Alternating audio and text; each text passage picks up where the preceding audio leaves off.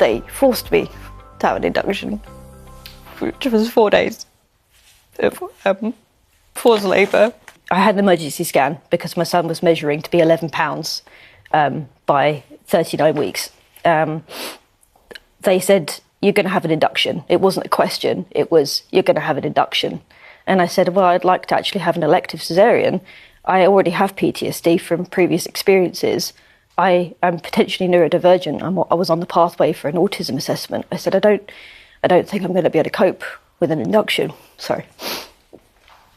It's okay. Take your time, honestly. They forced me to have an induction, which was 4 days of forced labour.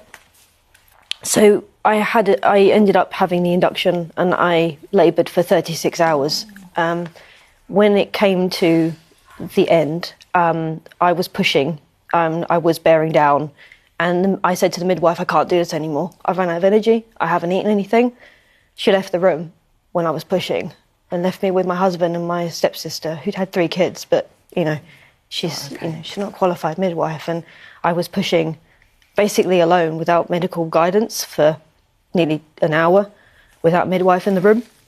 When she returned, she told me to stop being silly. I hadn't been pushing.